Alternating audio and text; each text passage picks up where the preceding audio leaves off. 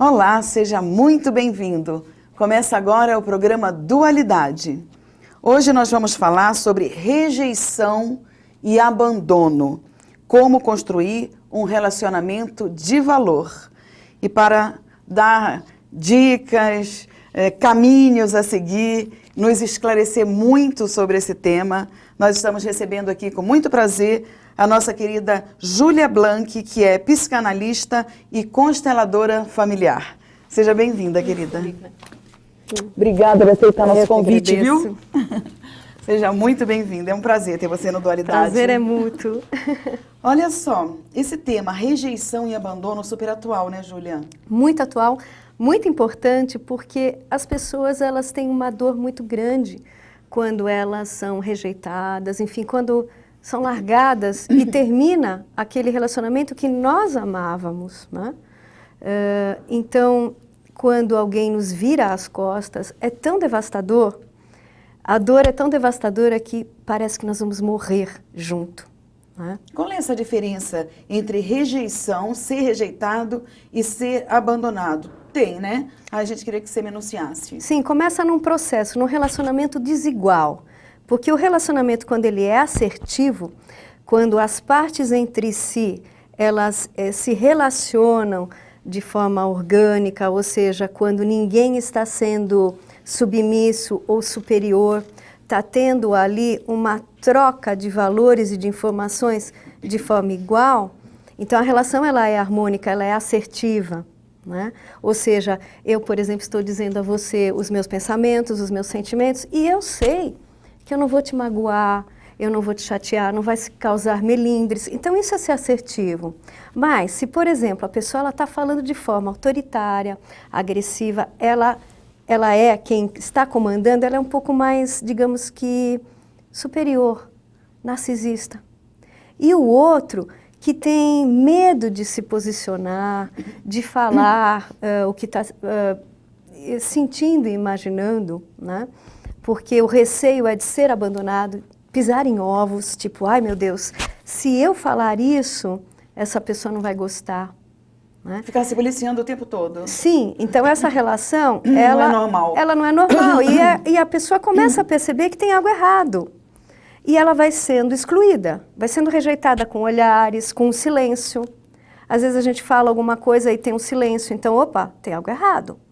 Então aí a relação ela está indo numa DR, numa discussão, sim, e ela vai virar uma rejeição e em seguida um abandono. Essa parte de rejeição que a pessoa sente, e de repente pode ser que o outro lado não esteja com essa intenção e nem esteja agindo assim. Tem alguma coisa a ver com parte do cérebro? Sim, sem dúvida. Porque se a pessoa ela já está com sentimentos de inferioridade, se sistemicamente na sua família ela tem uma sensação de que ela não está incluída naquele clã familiar, porque depende muito do olhar do pai e da mãe, de como eles olham para os filhos, de os irmãos se olharem.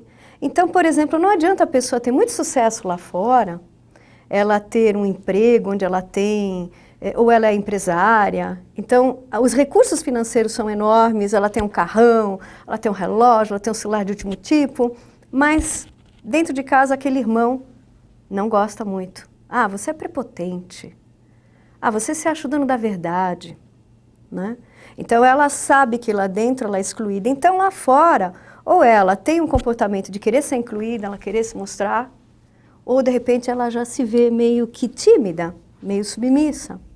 Né? E onde é que entra a parte espiritual disso tudo aí? Porque tem, né? A gente sabe que tem. Sim, quando a gente entra numa relação desigual, né, que ela não é, assertiva, né, a gente tem a passividade, a agressividade, onde vai ter um término nessa relação, ou ela, como se diz, né, fica tóxica porque não flui. Espiritualmente nada é o acaso. Então a gente poderia dizer que, vamos fazer uma analogia, que a gente seja uma árvore, né? E a vida é muito aversiva, esse planeta aqui ele é muito agressivo e hostil. E toda hora, de acordo com as estações da vida, nós vamos sendo podados, os galhos vão sendo subtraídos. E a gente tem um tronco, que vai ceifando, ceifando. Cada ceifada é um amadurecimento. cada término de relacionamento, principalmente os afetivos, é uma morte, é uma perda, porque em psicanálise, quando a gente dá mais valor a quem a gente ama, a gente não se vê, a gente se vê perante o outro. A gente quer ser amado, valorizado. Então, o que acontece? A primeira coisa espiritualmente é que a gente pensa que vai morrer, mas aquilo é para a gente amadurecer. Então, a espiritualidade, ela cria essas situações, né? Nada é à toa, tudo tem a sua função, cada relacionamento, cada comportamento. Se a gente olhar pelas terapias cognitivas comportamentais, né? Os comportamentos têm as suas funções. Então, numa discussão, a pessoa que não consegue responder, ela fica sem palavras, ela fica paralisada pelo medo. E às vezes o outro diz, você não tem argumento, né? Às vezes esse silêncio também é um amadurecimento dela. E a Isso está preso a vidas passadas, Júlia? Eu acredito que tudo é um contínuo na vida. Não é só aquela relação afetiva, não é só aquele sistema, o clã familiar, né? Se a gente olhar pela constelação sistêmica, mas aquilo também tem a ver com os nossos antepassados, porque tudo está interligado. Nós não estamos separados do todo, nós e a divindade que habita dentro de nós.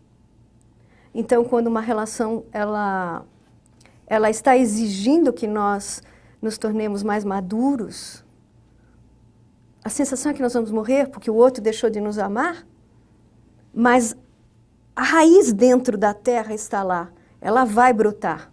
A vida vai te surpreender, né? Quantas e quantas vezes eu,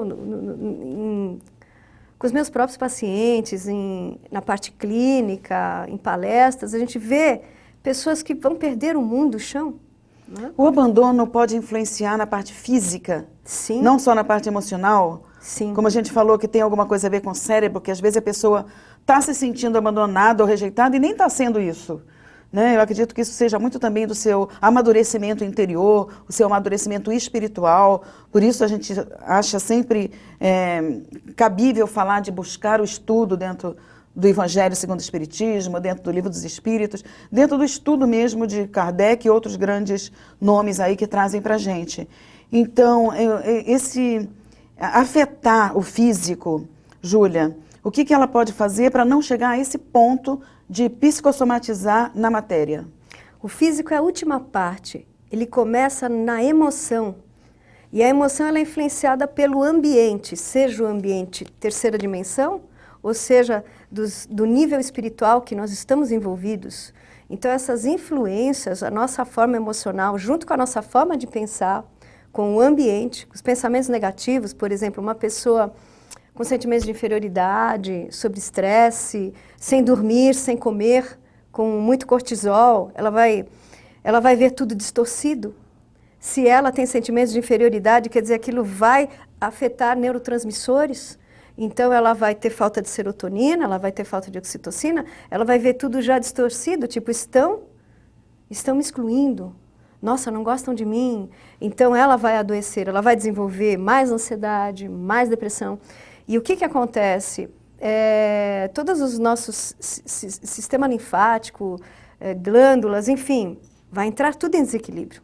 O sangue ele já não circula direito, colesterol, triglicérides, vai tudo enrijecendo, a pessoa vai sentindo dores.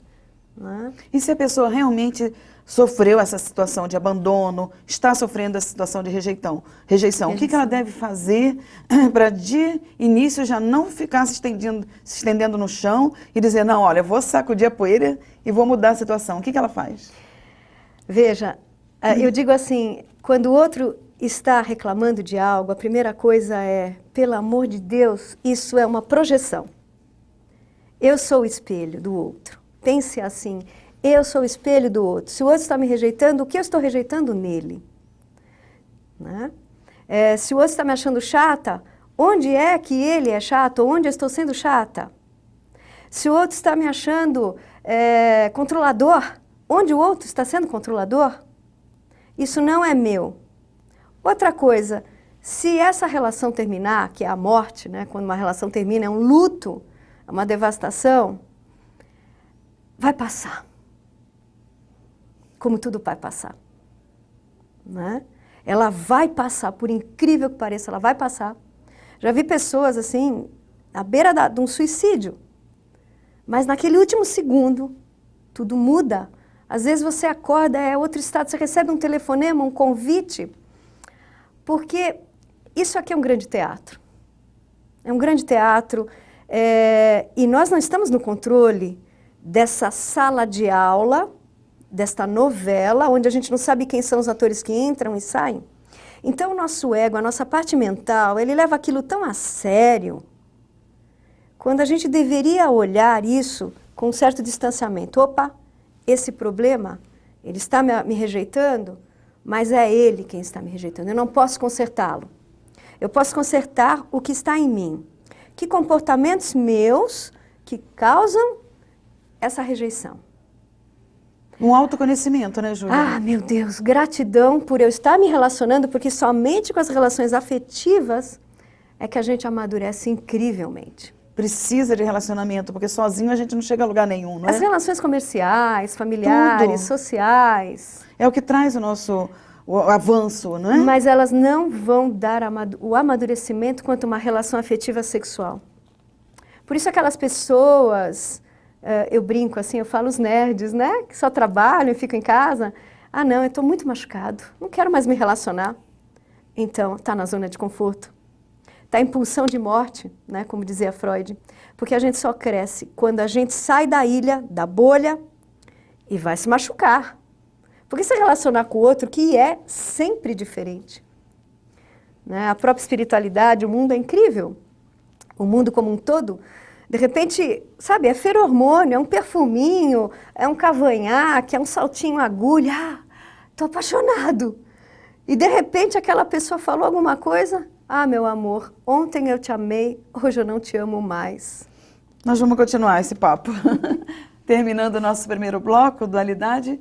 Rápido intervalo, continue conosco que nós já voltamos.